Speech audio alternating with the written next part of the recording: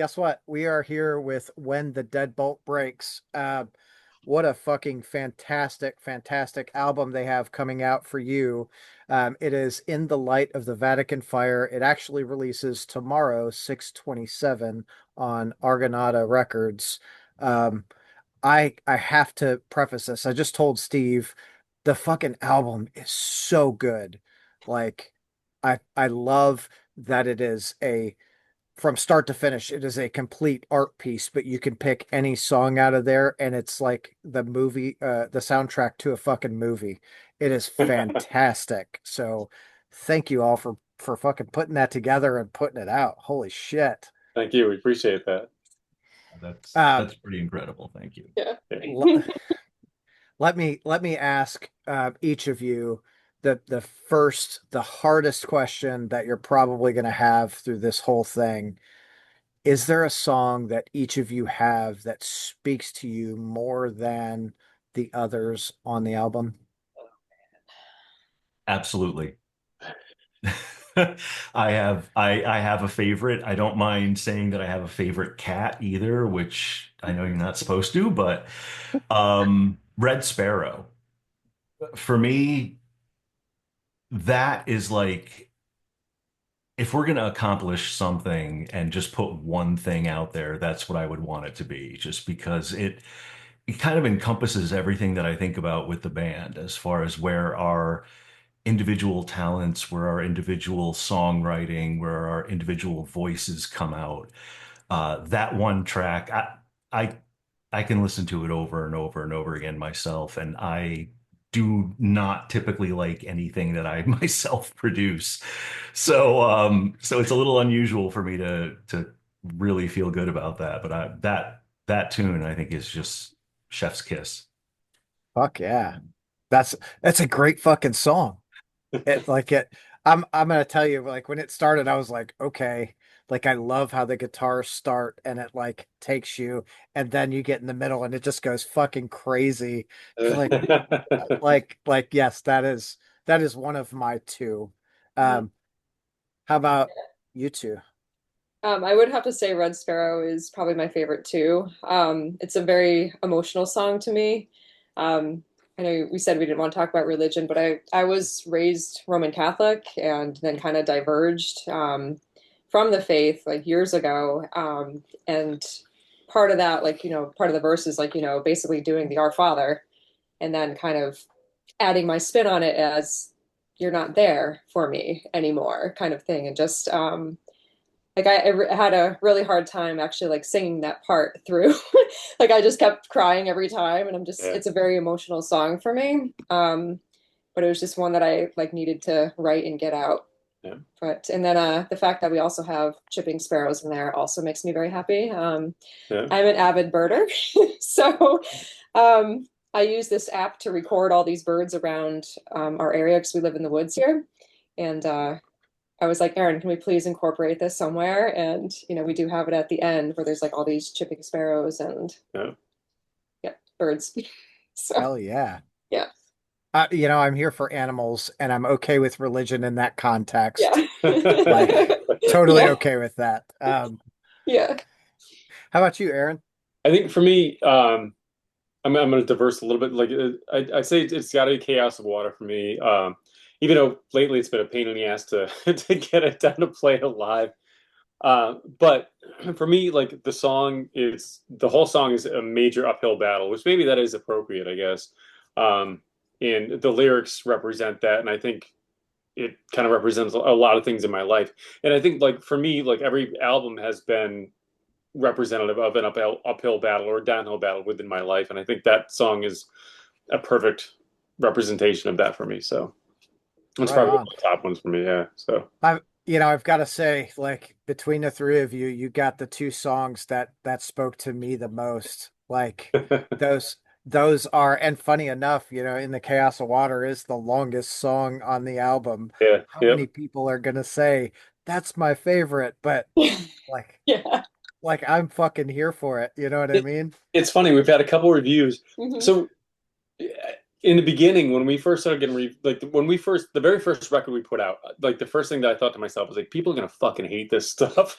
So this is back in 2005, and I still go through that every time we put a record out, right? So in luckily our reviews tend to be pretty good, relatively good. I mean, there's always a little bit of something that people don't like or they do like, or but I feel like a lot of our stuff is kind of designed like that on purpose. Well, not on purpose, but like there's going to be something for everybody and something for nobody, right? So it's funny because Chaos of Water is one of those ones where it's like, oh, it's a little too long, or there's a little bit of something that like the talking at the end, But I find it interesting because that's the stuff where it's a very specific person that's going to put on those headphones and smoke a little bit or whatever, that's gonna like kind of get into it and be like, oh my God, that's Dennis Leary, or tell me Timothy, yeah, Dennis Leary. I'm an asshole. Timothy Leary. Anyways, we were talking about Dennis Leary the other night. That's where that came from.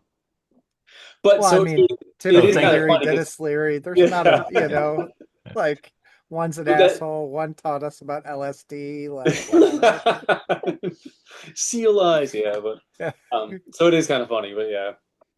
It is, and it's it's cool for me, like, just as a listener to, I was telling Steve, I try to seek out the things that are different, Right. right? And this is very much that. And obviously not in a bad way, because I'm like, holy shit, this is so good.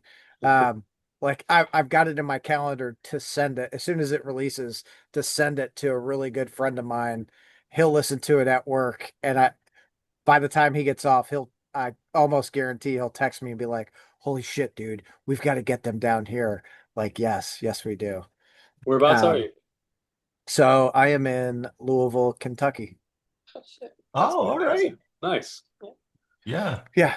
Yeah, you Yeah. guys are like northeast somewhere. Yeah, we're up in Connecticut. We've actually never been to Kentucky, but Yeah. Towards the end of the year we do want to plan on getting down towards the south area, so it's not impossible. So Yeah. Hell We've yeah. done West Virginia a couple of times, so I mean we're at least in that ballpark. yeah, absolutely. Ish. I mean, we drink Yeah. more bourbon here, but whatever. Oh, all right. Um, Not against it. yeah. Yeah. So when you guys start like doing that, just let me know. I'll connect you with some people down here, and we'll try to make something happen, because this is a show that I have to experience live. That would be wonderful. Yeah. I'm like, I, God, I just fucking love it. Now I have to go back and listen to the rest of the discography, but it gives me something to like shoot for, right? Appreciate that, man. Thank you. Thank you. So let me ask you guys, like, when you started writing in the glow of the Vatican fires, all these long names, it's like a Nile song. Like, what what that last album, would he have like a 3 paragraph song title? You're like, dude, come on. Like, Fiona Apple does but that too. Right. yes, yeah. She is not someone that I like. I'm gonna tell you, I took my wife likes her, or liked her, and we went to see her perform, and it was we were probably like fourth or fifth row, and we made it about 3 songs in, and it was one of the worst performances I've ever seen, Oh, and we Wow, just left. really? oh man. Mm. Jeez. Yep. Must have been high anxiety, Fiona Apple. Oh, yeah, I mean, high something for Yeah. sure. Oof. Yeah. Yeah, whatever, not my thing. I'm not gonna shit on her, because I know there are a lot of people that love her, just not my thing. Yeah. Right, Um, right. so when you guys started writing the album, like, how does that work with you all? Does someone bring like an idea to the band and say, "Hey, I've got this whole idea fleshed out," or "Hey, I've got this idea for this riff and this riff. How do we bridge these?" I mean, it was kind of a little bit of everything. I mean, I brought some stuff in, different riffs that I had, different ideas, and we kind of got together and we tried different things. And at the time, Rob Birkbeck was on drums, and we sat down with him and we started just riffing on things. We came up with different ideas, and he would sit in his his studio, and he would arrange them. Some of the songs he would arrange them the way he felt that they should be, the way he felt that they would be more cohesive, and he would send them out to us. And then by the time we got him, we would start kind of working with him and add our flair to him and put the lyrics to him, and kind of go from there. I mean, other stuff. I mean, there was one of the songs where you had, Yeah, like actually integrated some like the crystal sound bowls yeah, into yeah, Scythe, and then one of the other songs too. And then even like the steel drum, like the octave drum. So just kind of like adding things here and there. Lyrics are always like the last thing that we do. Usually like Aaron and I will go into the basement and drink a lot and write our lyrics. And a lot of the times like I'll come up with vocal patterns for what I hear, and then like he'll say what he hears. And a lot of the times we have different variations of what we hear in our heads, so it's a nice complement to each other. So we work it out well. and it's different too because in the past, on all the other records, I was the primary vocalist. Like I was, the primary songwriter, primary vocalist, or whatever. So it was usually just me sitting in the studio trying to write my stuff, trying to figure things out. But as the records have gone on, we've incorporated other people. I mean, we've always incorporated other people into the records, just whoever we felt could make the album stronger, and different songs, different parts, or whatever. But especially with Amber, I mean, she's got such a powerful voice and a unique way of seeing things, very different than I do. That put things in a different, we put things aside differently. And when her and I sat down, it was like, okay, I'd come up with maybe a concept or something and say, okay, this is kind of the direction I want to go with this. And I would see it in one light and say, okay, this is kind of what I see here. And she'd be like, okay. So she'd write a whole nother paragraph, and it was very different than what I was looking at, but it would add a whole cool spin to it. So we just kind of go off of that. So it was a very, very unique, for me, it was a very unique way of going through it. So Yeah, like I'm a I very visual person, so I like to depict everything that I see. Like I love Stephen King, and like the way he writes, yeah, just kind of you can imagine everything, like every word that he writes, just like yes, I yeah, totally see the picture. And then he's more yes, like in the abstract, and like that's how I used to write, but it's like not in my head anymore, yeah, I right. guess. you grew into Stephen King. Yeah, Who I guess knew? so. Like, Yeah, I feel like it's yeah. We have a cat that's arguing right now, I think. Oh So no. yeah. no. Yeah, my old man, he's like gonna be about 15, and like he gets a little crotchety with the other cats, so probably going after one of them is what I'm guessing. Well, let's hope everyone's okay. Yeah, Uh, Yeah. so while we're on cats and Pants. oh, there's Aaron. Oh, Mr. Pants. holy shit, Sophia. I know you don't want to move, but holy shit. Um, This could be her boyfriend. could be. So we have four animals in the house, Mhm. three Mm, pit bulls and the cat. mm, And the I cat's the think they're, queen. yes, 100%. Yeah, And they're all lesbians, yeah. which is so wild.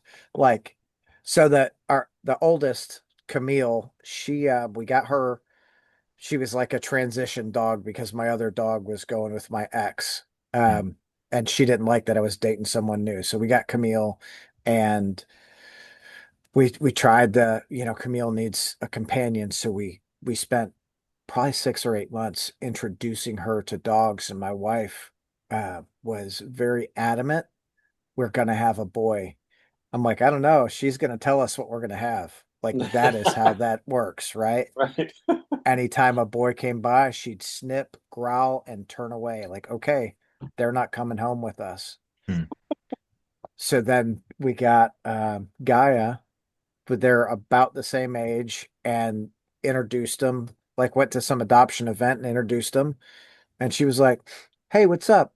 Gaia's like, "Hey, what's up?" Like, I guess she's going home with us. Yeah. Like, and Funny. no boys. Like, Yeah. get away from us. So it's great. Yeah. Um, okay, back to the music. So ish, I'll say music ish because you mentioned Stephen King.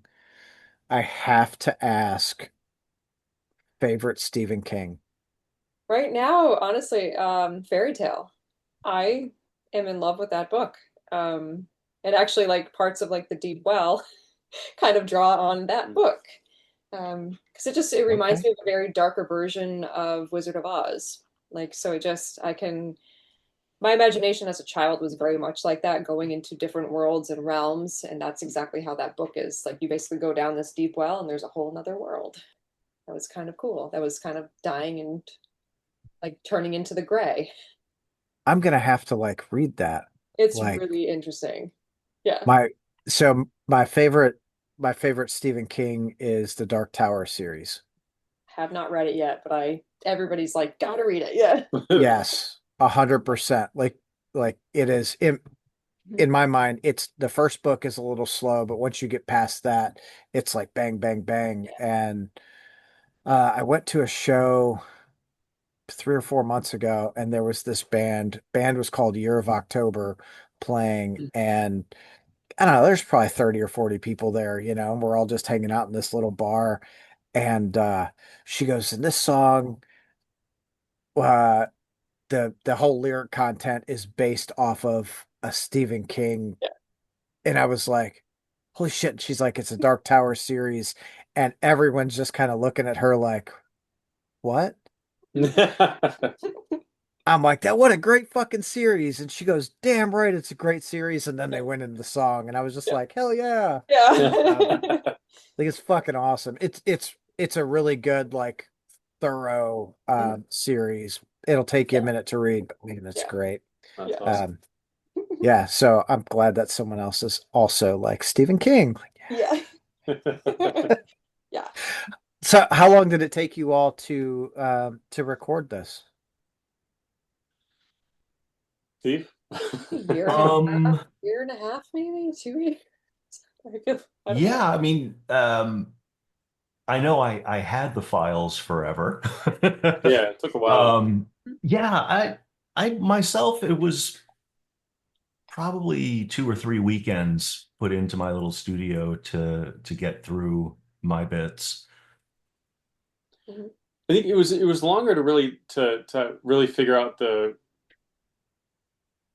the configuration of exactly how we wanted to put things together. I think was really the longer part of it. But once we got everything lined up and we got the riffs in order and we got the ideas of what songs are going to be what, then I think it kind of moved kind of quick after that. Mhm. Yeah, and honestly, but by the time I got them, they were pretty much ready to go. The bass was the last thing to go on. Yep. Mhm. Right on. I can Oh, only imagine what it's like trying to arrange all of that. Like, how many tracks on Scythe? Yeah, I mean it's interesting because so I've owned my own recording studio for years. Like I've with when the devil breaks, we've never recorded in a professional studio. And I mean, I like we have professional studios, but we've never gone and actually paid somebody in a studio because we can't. Or I've never really felt like we can because it would just cost way too much money because we like to sit there and noodle with knobs and try and figure things out as we go. yeah. I've never wanted to just go into a studio and say, okay, here it is. This is the song. It's written. Let's do it. Like drifting towards the edge of the earth. We wrote that literally in a weekend. We had 3 days before we went because we did a short tour with Elder before they blew up. And we took 3 days. It was a Friday, Saturday, and Sunday. We just drank a shit. It was three of us at the time. We drank a shitload of wine, and we just wrote and recorded simultaneously, like literally for 3 days. All we did is wrote, recorded, and drank, and then like went on tour. And then when I got back, it was about a year that I spent down there, like almost every other night, down in the studio, just like adding bass tracks and guitar tracks, and trying to figure things out, and trying to add, move things around, and then it eventually became kind of became the record. So if we had paid to go into a studio to do that, it would have costed Mhm. a ton of money. Um, but we kind of between Rob, Steve, and myself, like technically and mechanically, we've kind of got that down to a little bit of a science and kind of got it worked out. So it really wasn't as laborious as it seems, especially for a 2 LP record. Yeah. Um, but I mean, I couldn't be happier with the way it came out, honestly. I mean, and then having James Plotkin master it was fantastic. I mean, I think Feather in the cap. Yes, But he's that's just, yeah, he's a master. I mean, it's just, when yeah. we found out that we could actually do that, I was like, holy shit, he's the guy, So, Yeah. very happy with the way that came out too. So, I think it's cool. I didn't know that you owned a recording studio, and I I find it really cool when you get to hear what like sound engineers and producers like do musically, because Mhm. the sounds are they're a lot more intense, and like they're different than what a regular musician would do. And you I don't mean that in a negative way at all. yeah. It's always super fucking interesting to be like, oh, you did this? That's why this is so cool and like flows like it does. Well, I don't consider myself a sound engineer in any way. I just have my own studio. I don't record any other bands. Like, I just have shit and records my own stuff. I mean, it's just one of those things where, like I said, I just knew that the cost would be. I mean, plus one of my old bands, we went to a studio once, and I wanted specific things. He's like, "Oh, you can't do that," and I'm like, "But we're paying for it. Why can't we do that?" So Yeah. I think it was kind of that point that I was like, "Okay, I'm just gonna buy my own shit and just do it my own way," So Mhm. And how long did Yeah, it but take that's you to get to digital? forever, yeah, it's but it work I think it works out so much better, yeah, again, whether you're a sound guy or not, like it's I don't want to say like you get these walls put up when you are strictly a musician and you're not trying to like break the mold. You're like, okay, I'm gonna play this, this Cannibal Corpse riff, over and over and over and over. right. And don't get me wrong, I love Cannibal Corpse. Oh yeah, Like there's room in my life for all the music, but I enjoy when artists can, you know, venture outside of these, I don't know, boundaries, whatever they are.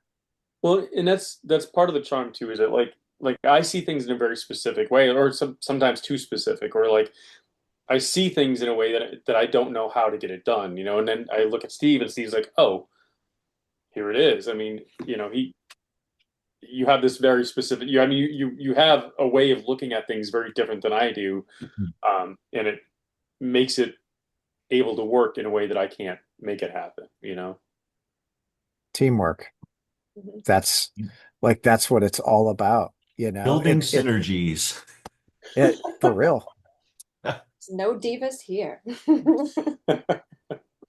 I think, and that's another thing I think, especially when you get into experimental music, or music that's like outside the traditional like straightforward verse chorus verse, like Mhm. this is what we're doing. I think it's really important to note, like, listening to this, I would assume that no one in the band has an ego, you, or not ego enough to like get in the way Mhm. of where the song goes. I feel like you all sit down and like, okay, this serves the song best. Let's move this way. Yep. I think within our human limitations, there are certainly points where I'm like, I want to play this part live because it's way more cool than, the part that would probably make a little bit more sense. So I'd say guilty of that for sure. Noodle doodle doodle. It's not got in the way yet, at Yeah. least not that I know of. Oh, well, that's yay. But yeah, it's just full disclosure interview now. I'm just gonna start fessing up to, yeah, I stole from the band funds and Uh, We had $5 in there. now you have two. so it's funny you say that. I'm not going to mention the name of the band, but there was a band that I like a lot. Um, they came through probably 2 months ago, 3 months ago, and played around here. So we went and seen them, and they finished their tour and got home. And I'm out with a buddy of mine at a show, and he's telling me, he's like, "Hey, this band?" I'm like, "Yeah." He's like, "Oh, this person did that, right?" He like used the band funds for like OnlyFans, and like was like Yeah. Um, was just using the band funds for whatever, essentially whatever the fuck he wanted. Right. And I'm like, that sucks, dude. I thought he's telling me this at a show, so I can't Right. really hear him. And I'm like, oh, I'm like, that's really weird. None of those people seem like they would do that. And like later that night, I get home and I like get on Facebook and a story pops up and it was a different band saying the same story. And I was like, Oh shit. oh, that makes more fucking sense. Like, okay, And what are you supposed to do with damn. that information, though? Yeah, I know, right? Like, oh shit.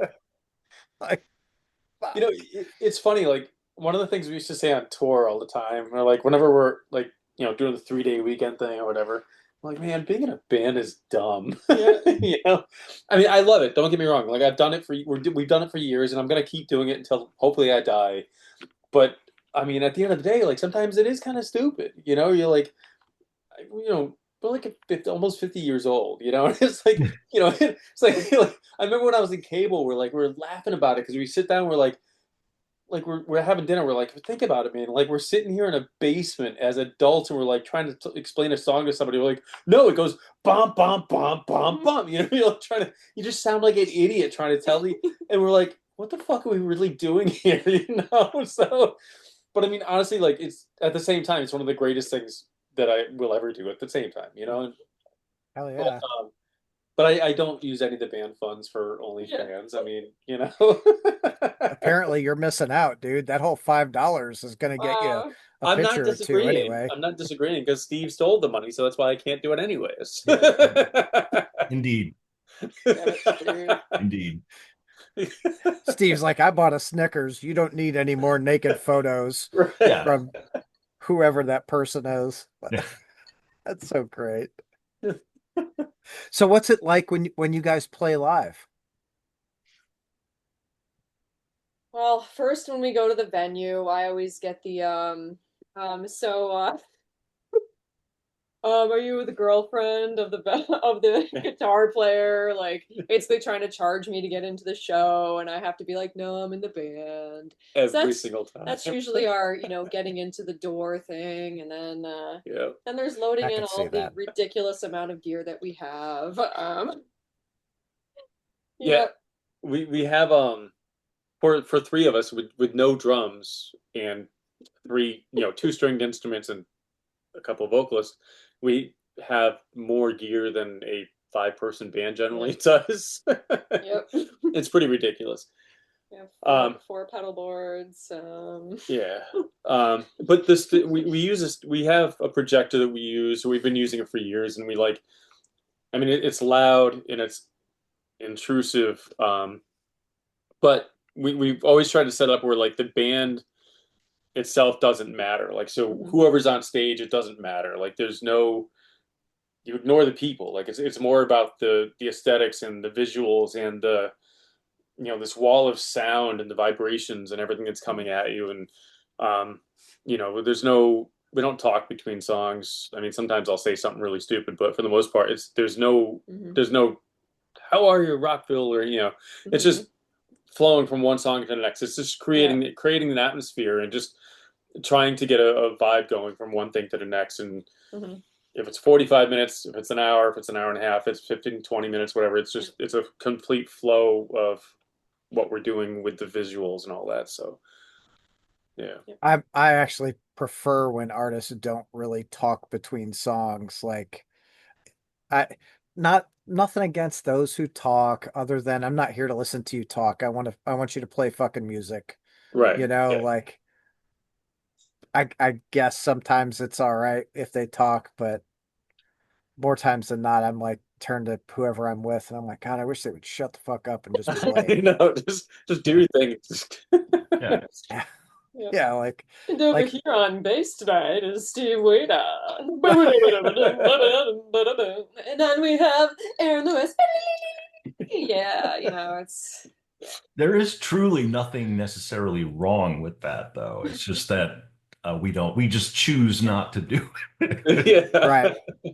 Well, and I'm sure there are people that go to shows and they're like, "Hey, I know you're going to play this song. tell me a story leading into it, or talk to me. Like, um, who were we at? We went to see Tool at Louder Than Life a couple of years ago. Maybe it was last year. I don't know. Um, and they like Tool's pretty like straightforward. They play their music, they stop, and they leave stage. Yeah. And all these people around me are like, why didn't they even say bye? Because that's what they do. They got done. I don't give a fuck. Like Right. they played music. That's all we wanted, right? Like, Yeah. did you need him to be like, bye, I love you, I'll see you next time we're in Right. town? Like, Yeah. Kisses. But yeah, I mean, and as far as kind of giving clues about the songs, I think there's a fine line between that and Casey Kasem, where you're saying something. The water was rushing into the basement, and that sound became chaos of water up three to number 65. It's like I mean, I don't know about Amber and Aaron, but I wouldn't even know what to say if we were going to say something in between the songs. No, I think I stopped talking in between songs because I used to say really inappropriate shit. Like we there was a when we first started playing as Deadbolt, we would play these really just shitty dive bars around Connecticut. I mean, yeah, way back when. And and I would just say shit in between songs, and I just some stuff I just probably shouldn't have said. Sometimes I would just point people out and just say shit about them, and then we would just roll into the next song, and like Roman, the our bass player, would just be looking at me like, "What the fuck are you saying?" I'm like, "I don't know, just play," like. So I just don't do that anymore. It's just, and besides, nobody cares what I have to say, so it's just let's just play the stuff. I don't even mention who the band is. We just do it, and we just get off stage, and that's it. now that's a part I think you need to do. Hey, you know, good night. We're not Tool. See ya. Yeah. I Though figured the best I could say is I'm not Aaron Lewis from Stained. Goodbye. that's good. Though I think the best thing you ever said at the end of a show, Aaron, came from when we were in Geno's in Maine. Your exact quote was, "We're when the deadbolt breaks. Thank you so much for allowing us to play." End quote. Like they had a choice. Yeah, like, thanks for allowing. I was like, you know what? Like that kind of just wraps it all up nicely. Like, it's like you're inviting us in to play incredibly loud music, That's and true. we get to do this. Yeah. So thanks. Yeah, that's pretty sweet. I mean, it is true though, but I mean, I do think that's more gracious than anything that I could normally say. So yeah. Or when the I Deadbolt mean, breaks, we have merch. Right. yeah, there you go. Do you remember that Merch is back. there was a band from I think they were in New Hampshire called Non Compos Mentis. Do you remember them at all? Mm-mm. They were on like Wonder Drug Records, I think, out of Boston. And remember, I saw them once, and this is in the early '90s, so it was before like Slipknot or any of those bands. And they wore these orange jumpsuits, right? And they had green disc gloves that they wore with black masks. And the vocalist didn't say anything between songs. He had signs that he held up. And one of them just says thank you. So in between every song, he just held one that said thank you. And the other one just said merch over there and had an arrow. And I'm like, that was the coolest thing. And they opened up with Crisis. Remember that band Crisis, Karen Crisis? Yeah. Yeah, they played with them quite a bit. So I just thought that was the coolest thing. He's like, thank you. Merch over there. Like, Crisis was had Afzal Dean in it, yeah, right? yeah. That band. Yep. Those Yep. guys, that was a freaking heavy band. He's got Afzal's got a new band called Masters Ashes going. I knew he was working on some stuff. Yeah, okay. So that's full blown now, huh? Yeah, I mean, I don't know how full blown it is. They were recording shit. So Nice. he's got do you know the Convalescence? No. So they're kind of a like a deathcore or metalcore style band, but with like horror stuff. So their keyboard player Katie McCrimmon is doing some stuff with Masters Ashes, and Jeff Golden, who was he was in Crowbar, and he does 6 feet touring. under. Yeah. Yep. He Oh yeah. actually played bass in my old band Clockseed for a minute and a half when we were real young. So Oh shit. I fucking love Jeff, dude. I was actually Super nice texting dude. with Yeah, him fucking yesterday. Yeah. yeah, Yeah, I'm glad he's getting back out on the road and doing shit because he was so like I miss the road, yeah. you At the know. Crowbar, yeah, yeah. Yeah. Yeah, so that's cool. It's funny you fucking know him. So what a small world, dude. I know, right? That's so cool. So I guess you guys now know you have a place in Florida to go and play when you decide to go down there too. Yeah, we were talking to the guys from Hollow Leg the other night. Another fucking band. Do you know Earthride from Maryland? I don't. So I got quite a few years ago. I got asked to. Earthride's been a staple in the Maryland doom scene for years. The drummer just played on one of the more recent Church of Misery records. They're the vocalist of Earthride. He's passed away now, but he played bass with the Obsessed. He's mixed in with Wino, Saint Vitus, so that whole crew, right? So I got asked to play bass with them on tour with it was them and the Skull were going out with Hyborian. So we went out for a month and I played bass with them. Um, so I got to know them really well.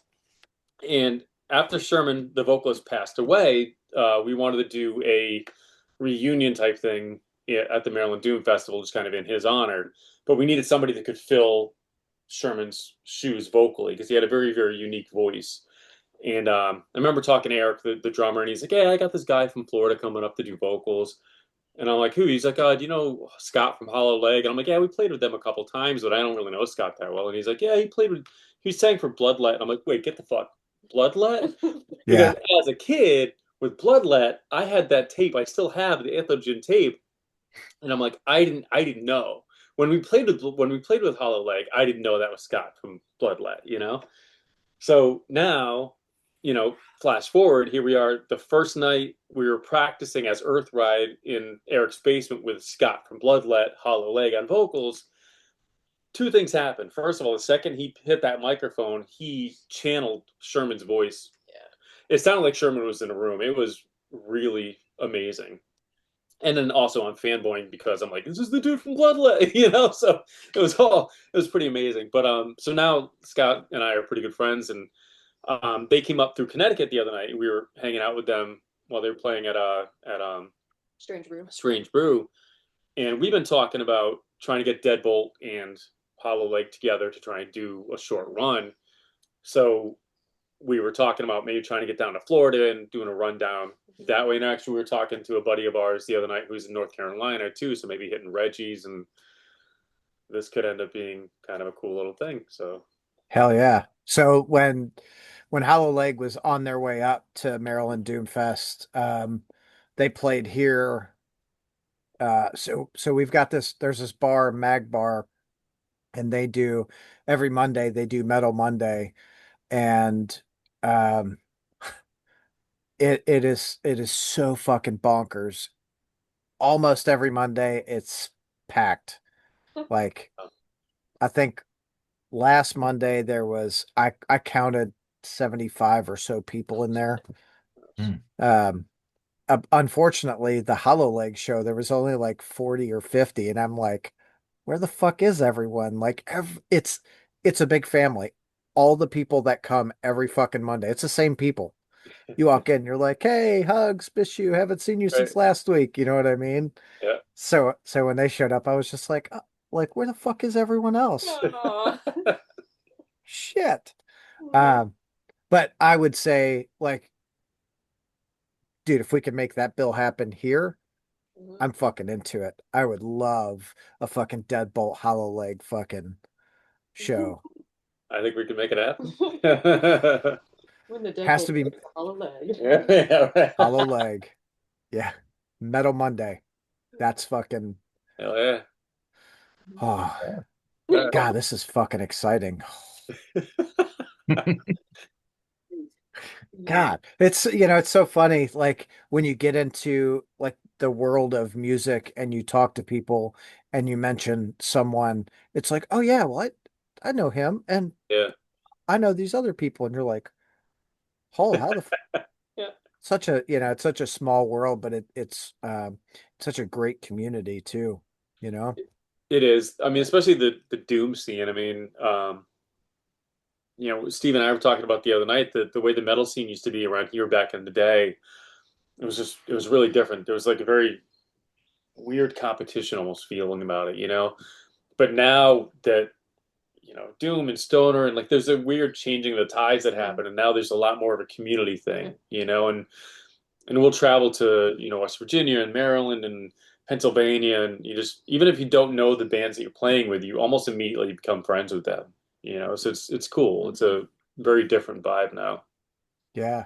Well, I mean, it's the same 12 people that buy all the fucking Doom albums, you know? They're like, that, I True. mean, I mean, you know, they fucking buy 100 copies each. You're like, fuck, we had a great week. Like, Yeah. what happened? But, it's looking at like Ripple Fest, Texas, and Planet Desert Rock Weekend in Vegas. It's it's it's the same thing, right? Like the people who go to one, everyone goes to the other one too. So it's just it it, is true. Yeah. Mhm. you Yeah. know, fuck, I love that. I absolutely love that. We um we have two festivals here. One is called Legalized Lex. It's in Lexington. They do it right around 420, whatever that Mhm. weekend is. I think this year it was the 18th and 19th, that Friday, Saturday.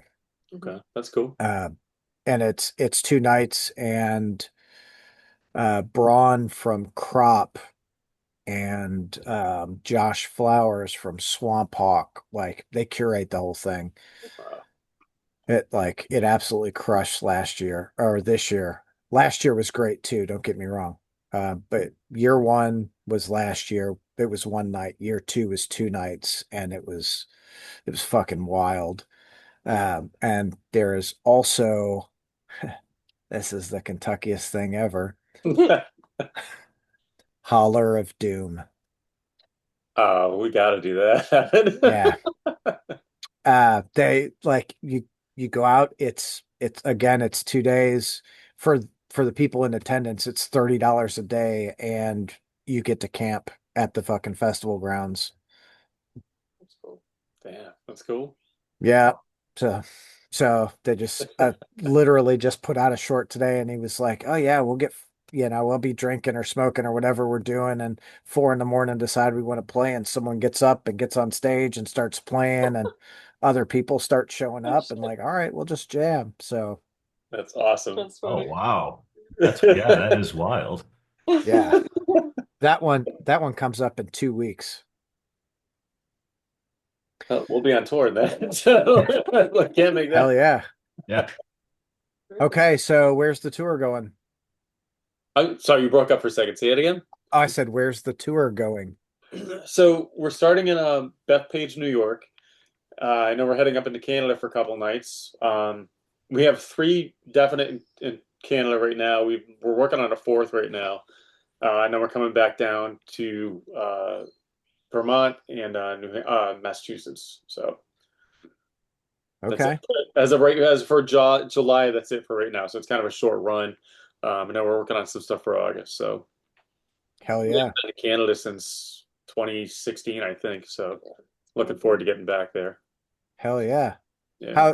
How have the crowds been for you guys in Canada previously? We've only played there. We played two shows there back then, back in 2016, and both shows were awesome. Toronto was good. Yeah. Toronto was like a festival kind of thing, I feel like, yeah. Yeah, Toronto was it was a big festival with Old Time Moonshine. There's a whole shitload of bands on it. So long ago. and, Yeah. and then in Montreal, we played a place called the Crowbar. It was a small bar, like I swear it was like 16 stories up, and we have to walk the gear all Yeah. the way up. No air conditioned, super, super hot. It was it was the smallest bar inside, and it was so hot up there, and all the kids seemed like they were 10 years old. They were so young, and everybody's just like pounding beers. We're like, how old are these guys? And we realized it was like 18 and over to drink, so it just started making sense. But they were so rowdy. It was the greatest thing. And I just remember I was sweating so much that we were like, I was headbanging and during songs and shit. And I just remember my sweat was just like flying back, Yeah, hitting the sound guy. It was like there was nowhere for me to go, so I was like, I just felt yeah, bad. we were all drenched. It was nasty. It was pretty bad, yeah. But it was Hell, a great show. that's awesome. You Yeah. know, maybe those guys really were 10 years old because it was the only ones that could make it up to the club. This is true. They have the stamina, so it's Yep. but it's not for me to judge. All the older people, like, unless you're getting paid to be there, the older people are like, I don't want to break a fucking hip going up the stairs. Yeah.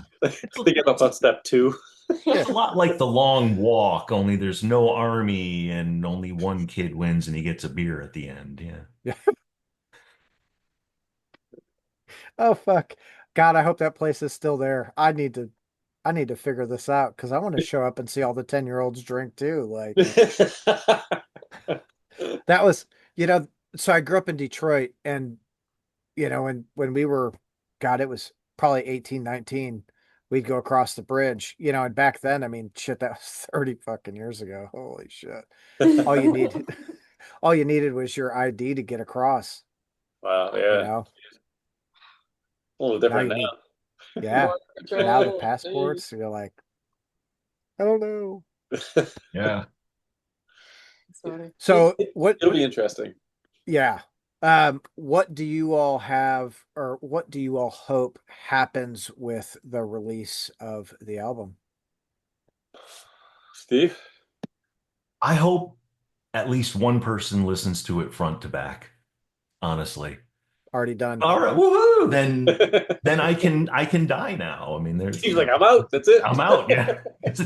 Thank you. And yeah, honestly, I'm just hoping people can listen to it front to back because um, the songs do flow. We did put some effort into thinking of the order of the songs and how we wanted to start a journey and end a journey.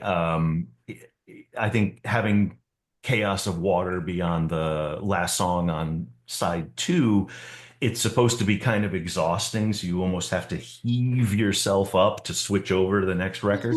That's if someone can get something out of that, then I'm the happiest clam in the sea. Just That's want you fame. got such a low bar. I'm like me. I'm just like I want fame. I want all the bitches and all the There, all the there you cash. go. I want to make it rich. I don't want to Like, work. I just want to do this for a living. Can we make that happen? Yeah, it'd be nice. I mean, P. Diddy might, if he's not in prison forever, I'm sure he'd be happy to help. I mean, I'm sorry, Steve and Aaron, but Amber will be happy as shit. Yeah. Well, we are working on freak parties. I mean, I don't have as much baby oil, but You've got time. I'm working on a stockpile. I mean, And shea butter is where it's at anyway. uh, Oh shit. I just like for me, I think I mean it's been 20 years and this is the 10th record. I mean, so to me this is kind of a pinnacle. This is I think I feel like it's a big step, and I don't even care if people listen to it and they fucking hate it. I mean, if they do, they do. Like I feel like that evokes some sort of a response, and I'm okay with that because if it tweaks that part of your brain where you're just like, fuck, I hate this, I can't do it, then I'm okay with that.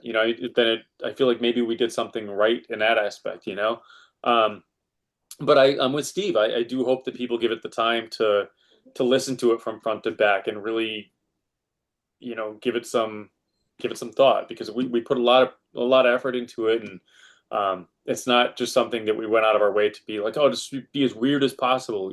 We put a lot of time and a lot of our feelings and emotions went into it to make it be whatever it is. So I hope people like it, I guess that's I kind of it. you know, I think the right people will like it, and Yeah. those people they're going to be the people who listen to it from front to back. It's that in my mind, as far as like popular music goes, that's a Yeah. lost art. It Oh used yeah. to be you buy the fucking album and you just put it on and you listen to it from start to finish. Yeah. Like, and that was Hollow Leg. They did the Dust and the Echoes EPs, and Yeah. then it's coming out on a single 12-inch. Like the coolest thing is like how they start and how it finishes on side A and side B. And you can like listen to it on B first and then A, or A first and then B. And Yeah, that's cool. it's fucking fantastic either way. You know what I Yeah. mean? Yeah. Um, I think this is going to be a lot like that. It's going to take people on a journey that I hope they're fucking ready for, because, man, I can't wait to go back on this fucking journey. Oh my gosh. Love Thank that. you. Thank you Yeah. very much, man. It Wow. means a lot. Yeah, That does. when full disclosure, if I didn't like it, I wouldn't have you on my show. Like Right. it's got to meet a certain threshold, and I fucking do, man. I'm so blown away by it. Holy shit. Oh Um, my gosh. I knew halfway into the first song, like they're going to be on my show. I have to have these guys on my fucking. Ah, So, That's awesome, man. Thank We you. really appreciate that. It means a lot to us. hell yeah, absolutely. Yeah. dude, I appreciate the music like more than anything fucking else. Like that's what I'm here for. I'm here for the music and the conversations about random shit that we might talk about. But man, the music is fucking. There you go. Thank you. So do you guys have like things you want to get done musically by the end of the year? Well, I know after July, once this short run is done, like I said, we've got some more shows that we're booking for August. Before the end of the year, we definitely do want to get down south. We want to get down your way. We'd love to be able to get down towards Florida. Um, Mhm. Next year, we are shooting for Europe. That we actually were planning on Europe this year, but we changed our focus because we weren't really sure about how things were going. So we figured, for now, kind of stay on this continent or this area for now. Um, so next year, that's going to be a focus of ours, is to kind of head back, head out that way. Um, Musically, I mean, I think once the winter hits, we'll probably start recording again. Start writing and recording again, and just kind of see where that takes us, and do it all over again. Keep rolling, Oh, So hell yeah. yeah, Yeah. And with our Well, live set, we've been, integrating some of like the old songs and, just keeping it kind of the discography fresh into our mix. Yeah. yeah. I mean, that's kind of because we don't have a drummer now, so kind of the charm of that is that, like, one of two things is either we can program the songs from the older sets, or if I have them on an older recording, we can actually take the drums right off the old recording and re EQ them we need to, and just pop them in and relearn them and play them live. So we've been playing some of the songs off a lot of the older stuff, and we're definitely going to keep going down that path and play some stuff from some of the weirder shit that we probably never Yeah. played before. So Yeah. yeah. So hell yeah. All right. Well, I'm going to make one request, with Europe being where you want to be next year. Uh, you have to play Greece, Athens, either May 8th or May 10th.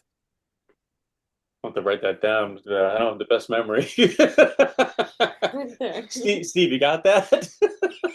He's like, I got it. My May wife and I are 9, May no, not 9, May 10, Athens. May 8th. May May 8th Oh, or sorry, May 10th. 8th or Yeah. 10th. May 8 and Yeah. 10. I'm gonna make sure real quick. So my my wife and I's 10th anniversary is next year, and my 50th birthday is next year. And our agreement was for our 10th anniversary, we'd go to Greece because it's like her bucket list place. That's cool. Well, my birthday is May 13th, and Are you guys familiar with Knocked Loose? Oh yeah, yeah. So Knocked Loose are from here, but Metallica announced that it was Metallica, Gojira, and Knocked Loose in Athens on I think May 9th. I'll double check that later. And I sent it to my wife and she's like, "Do you want to go?" Yes, I fucking do. And she was like, "Hell yeah, close enough to our anniversary and it's your 50th. Like, let's do it." I'm like, That's cool. so that is my request because man, how fucking cool would that be to run into you guys in Greece? I mean, it would be pretty cool. I'll wear my Spartan outfit. Ooh. We've got a year to get this done, so Yeah, better get on it. At least you're not uh coming to the US and having to deal with the visa shit. That looks like it's a nightmare right now. there's been a lot of bands that are getting denied, and yeah, so yeah, going the other way, I think would be a little bit better off. But who knows? I mean, by next year, who knows? I mean, Yeah. things could be different next year, Who knows? Yeah, you guys could be Yeah. fucking rich on your running around on your private jets, fucking playing Hey, music for whoever's on the shit. jets. This is true with baby oil, so or shea butter. I mean, Jojoba. Oh, so oh God. Jojoba. Oh shit. Okay. No, no. Steve, Amber, Aaron, thank all of you for your time. I've had such a good time like chatting with you and fuck, this has been fun. I can't wait to see you live and meet you all in person. This is gonna be fucking Yeah. great. thank you so much, man. Thank We you. greatly Yeah. appreciate it. Yeah. Hell Thank you yeah. so much. Thanks. Absolutely. We all go and have yourselves a great night, all right? Thank you. You Thank as you. well. Stay safe. Yep. See ya.